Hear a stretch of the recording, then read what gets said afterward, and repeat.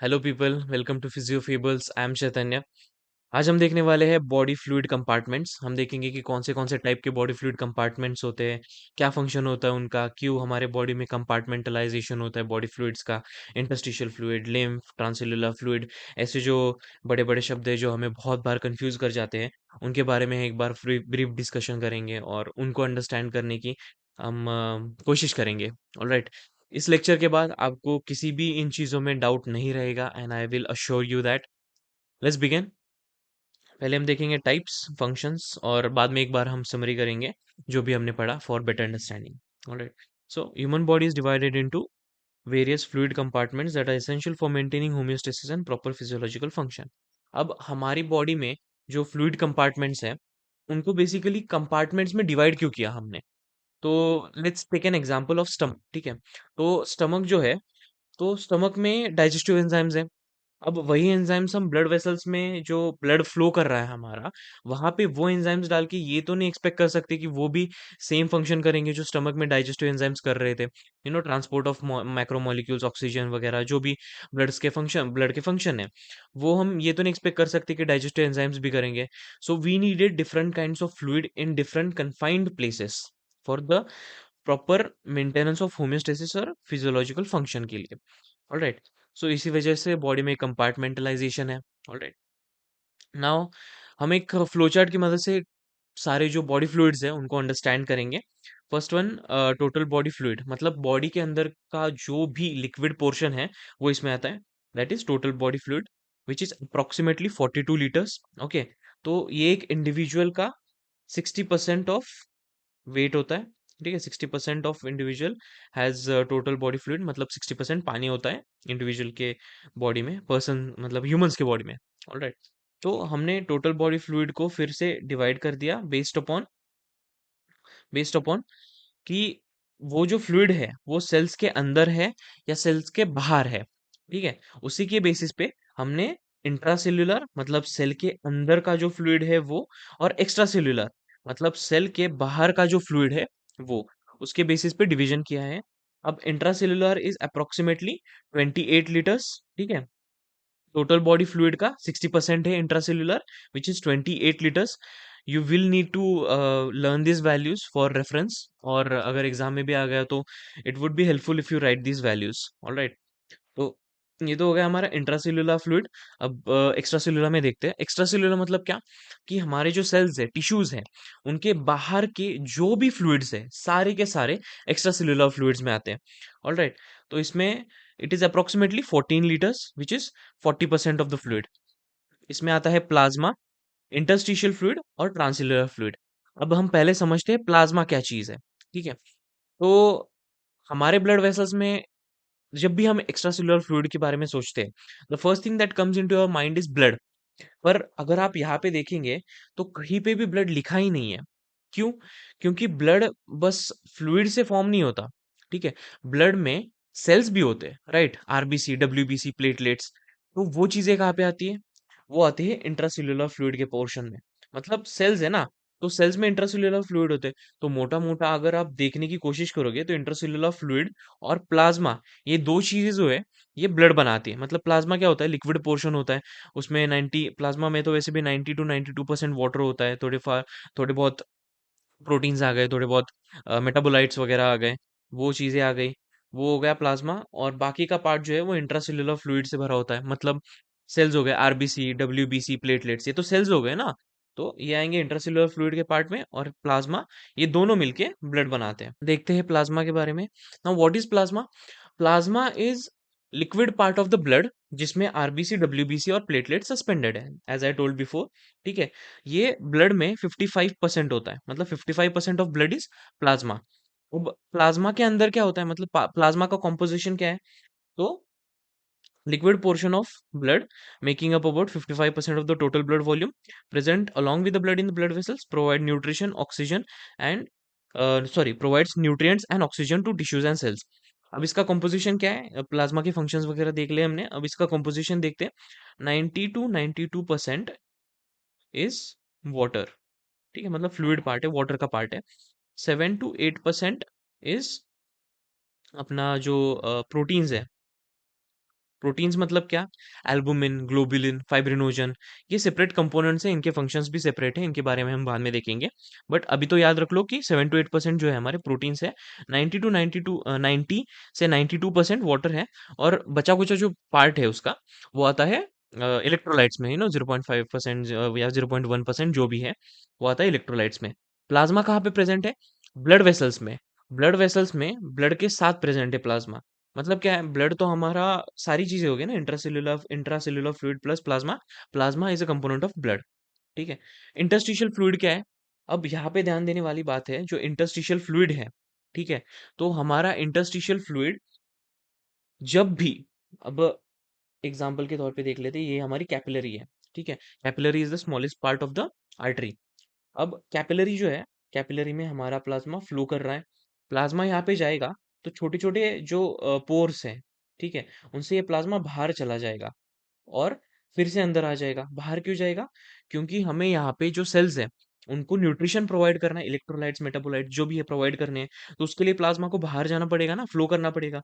तो जो part sales के बीच में रह गया और वापस ब्लड वेसल्स में नहीं आया, मतलब यहाँ पे थोड़ा सा प्लाज्मा रह गया, तो वही इंटरस्टिशियल फ्लूइड है। ठीक है। सेल्स में प्लाज्मा जो रह जाता है, वो होता है इंटरस्टिशियल फ्लूइड। अब this is approximately 11 litres. Interstitial fluid का फंक्शन क्या है, क्यों क्यों चाहिए हमें इंटरस्टिशियल फ्लूइड? तो this is the fluid present between the cells. अब ये कांस्टेंट मोशन में होता है, हर बार ये एक्सचेंज होता रहता है, ठीक है, सर्कुलेटिंग विद द ब्लड। और इसका एक इंपॉर्टेंट फंक्शन है कि collects waste products and delivers nutrients O2। ठीक है। वेस्ट प्रोडक्ट को ये कलेक्ट करता है, न्यूट्रिएंट को डिलीवर करता है, और ऑक्सीजन को भी सप्लाई करता है। उसके साथ साथ इम्यूनिटी का भी थोड़ा बहुत फंक्शन होता है इसमें, ये डिटेक्ट करता है कि पैथोजन वगैरह है कि नहीं। ऑलराइट। तो ये तो हो गया इंटरस्टिशियल फ्लूइड। बट यहाँ पे फिर एक चीज है कि हमने लिम्फ देखा ही नहीं है। अब बात ऐसी है कि जो इंटरस्टिशियल फ्लूइड यहाँ पे ले रह जाता है, ठीक है, वही जाके लिम्फ में, मतलब लिम्फ की जो कैपिलरीज होते हैं, लिम्फ की अलग कैपिलरीज होते हैं, लिम्फ नोड्स होते हैं, लिम्फ कैपिलरीज होती है, लिम्फ का एक अलग नेटवर्क होता है। ठीक है। तो जो इंटरस्टिशियल फ्लूइड यहाँ पे रह जाता है बहुत टाइम के लिए, ये कई बार मिलके लिम्फ के कैपिलरीज में चला जाता है, और लिम्फ के जो डिफरेंट ब्लड वेसल्स है, lymph is basically same thing. Interstitial fluid और लिम्फ सेम थिंग है। Interstitial fluid will move into the lymph vessels, और वो फिर से ट्रांसपोर्ट होके ग्रेट वेसल्स, मतलब superior vena cava, inferior vena cava, इनमें ट्रांसपोर्ट हो जाएगा। ऑलराइट। सो हमने देख लिया इंटरस्टिशियल फ्लूइड क्या है, प्लाज्मा क्या है। अब देखेंगे ट्रांससेल्युलर फ्लूइड क्या है। Transcellular fluid is basically the fluid that is lined by epithelium. ठीक है। अब the fluid in the lumen of structures lined by epithelium. ठीक है। मतलब कैसे? सीएसएफ हो गया। सीएसएफ में क्या, कि पूरा जो हमारा ब्रेन की कैविटी है, समझ लो ये ब्रेन है हमारा, ठीक है, pardon me for the diagram. ठीक है। ये जो हमारा ब्रेन है, तो उसमें कैविटीज है, ठीक है। जो कैविटीज है उनमें सीएसएफ है। स्पाइन है, तो स्पाइन का नेटवर्क है हमारा, ठीक है, उनके बीच में सीएसएफ है। You get the gist right, कि the fluid in the lumen of structures line by epithelium, मतलब this is completely packed structure, और इसके बीच में जो भी फ्लूइड होता है, दैट इज ट्रांससेल्युलर फ्लूइड। अब this is separated from plasma and interstitial fluid by barriers like epithelium. अभी तो यहाँ पे हमने वही डिस्कस किया। साइनोवियल फ्लूइड हो गया हमारा, सीएसएफ हो गया। साइनोवियल फ्लूइड मतलब क्या, कि जॉइंट्स के बीच में जो लुब्रिकेशन के लिए फ्लूइड होता है, या फिर जॉइंट्स के बीच में जो एपिथेलियम होता है, ठीक है, जो ये जॉइंट है, तो जॉइंट, दो जॉइंट्स के बीच में ये हमारा लुब्रिकेटिंग फ्लूइड हो गया। So this is synovial fluid. यहाँ पे एपिथेलियम होगा जो इसको कवर करेगा। Pleura, pleural, pericardial, peritoneal. Heart और हार्ट का जो इनर लेयर है, और हार्ट की जो आउटर लेयर है, ठीक है, अभी तो मैं इसी भाषा में बोलूंगा कि आउटर लेयर और इनर लेयर हार्ट के बीच में जो भी लुब्रिकेशन के लिए फ्लूइड लगता है, that is transcellular fluid. Peritoneal fluid is fluid which is present in the abdominal cavity. Pericardial fluid अभी हमने देखा कि pericardial fluid is fluid present between the outer and inner layer of the heart for lubrication, मतलब rupture ना हो जाए। और pleural fluid is the fluid present between outer and inner layers of the lungs. Okay. तो इसका function क्या है? Protection and lubrication.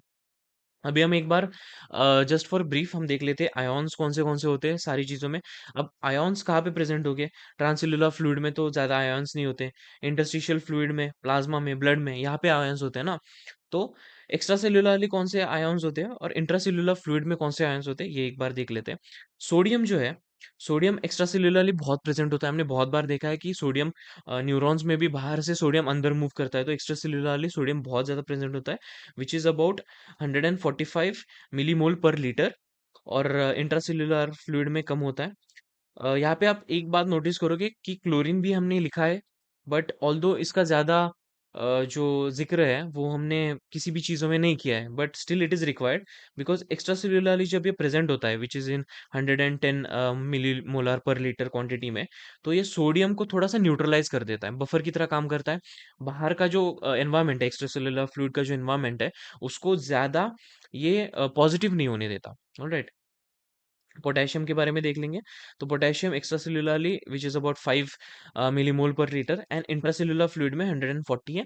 ठीक है। सबसे ज्यादा कहाँ पे होता है? ये मसल्स में होता है, मसल टिश्यूज में वगैरह होता है, कार्डियक टिश्यूज में होता है, न्यूरॉन्स में होता है। ऑलराइट, तो ये बाकी की चीजें ये इतना इंपॉर्टेंट भी नहीं है वैसे। सो लेट्स मूव टू इनके फंक्शंस वगैरह है, अगर तुम्हें पढ़ना है एक बार तो just take a screenshot, video वैसे भी बहुत लंबी हो जाएगी वरना। तो अभी हम देख लेते हैं तो अभी हम देख लेते हैं टोटल बॉडी फ्लूइड का जो डायग्राम है, which is very important, exam में वगैरह आता है, ये बहुत आ सकता है। ठीक है, तो इसको देख लेते हैं। यहाँ पे हमने डायग्राम बनाया है टोटल बॉडी फ्लूइड का। इसमें है ना, पहले हम इस वाली साइड पे देखेंगे तो यहाँ पे इनपुट लिखा है। इनपुट मतलब क्या? कि बॉडी, ये बॉडी है, ठीक है, ये टोटल जो ये नीचे जो ये रेक्टेंगल बना है, ये हमारी बॉडी है। और एक बॉडी को एज अ होल कंपार्टमेंट हम स्टडी करेंगे। ठीक है। इनपुट में क्या आएगा? पानी आएगा। पानी कहाँ पे जाएगा? स्टमक में जाएगा। स्टमक से वो ब्लड वेसल्स में अब्जॉर्ब हो जाएगा, और ब्लड वेसल्स हम तो जानते हैं कि एक्स्ट्रा सेल्युलर फ्लूइड का पार्ट है। तो ब्लड वेसल्स में plasma which is 90 to 92% of water यहाँ पे ही मिल जाएगा। प्लाज्मा फिर मूव करेगा into the cells which is interstitial fluid. Interstitial fluid will interact with intracellular fluid. ठीक है। सेल मेम्ब्रेन जो है, सेल मेम्ब्रेन बाहर के फ्लूइड से भी इंटरैक्ट करता है ना, तो interstitial fluid will interact with intracellular fluid. और intracellular fluid is about 28 litres, interstitial fluid is about 11 litres, और plasma is about 3 litres. Plasma capillary से इंटरस्टिशियल फ्लूइड में मतलब कन्वर्ट होगा, plasma will convert into interstitial fluid जब वो move करेगा into the tissues and all. अब interstitial fluid will interact with the cell through the cell membrane. ठीक है। तो यहाँ पे हो गया हमारा ये पूरा डायग्राम। अब आउटपुट मतलब जो एक्सेसिव वाटर है या फिर मेटाबोलाइट्स है जिनको हमें बाहर फेंकना है, वो बाहर कैसे जाएंगे? तो kidneys, lungs, sweat, faeces. Kidneys मतलब क्या? Kidneys are the main organs for the filtration. Lungs से व्हेन वी एक्सेल, थोड़ा बहुत मॉइस्चर वगैरह बाहर जाता है, स्वेट से और फीसीज से। ठीक है। Kidneys is basically short thing for urination. ठीक है। यूरिनेशन को इन शॉर्ट हमने बस किडनीज लिखा है, because kidneys are the main organs which do the filtration and stuff. तो ये हो गया हमारा टोटल बॉडी फ्लूइड का डायग्राम। एक बार देख लेते हैं ऊपर से क्या क्या चीजें हमने डिस्कस की। हमने डिस्कस किया intracellular fluids. Intracellular fluid cell के अंदर के जो फ्लूइड्स होते हैं। Extra cellular fluids blood vessels में जो फ्लो करते हैं, लिम्फ वगैरह। सेल के बाहर के बेसिकली जो भी चीजें हैं वो एक्स्ट्रा सेल्युलर फ्लूइड में आती हैं। फिर हमने देखा प्लाज्मा, प्लाज्मा का कॉम्पोजिशन देखा। Interstitial fluids are the same thing as plasma, बस उनमें प्लाज्मा प्रोटीन्स नहीं होते। ओके, रिमेंबर दिस, मैं I forgot. Okay, interstitial fluids में प्लाज्मा के जैसे प्रोटीन्स नहीं होते।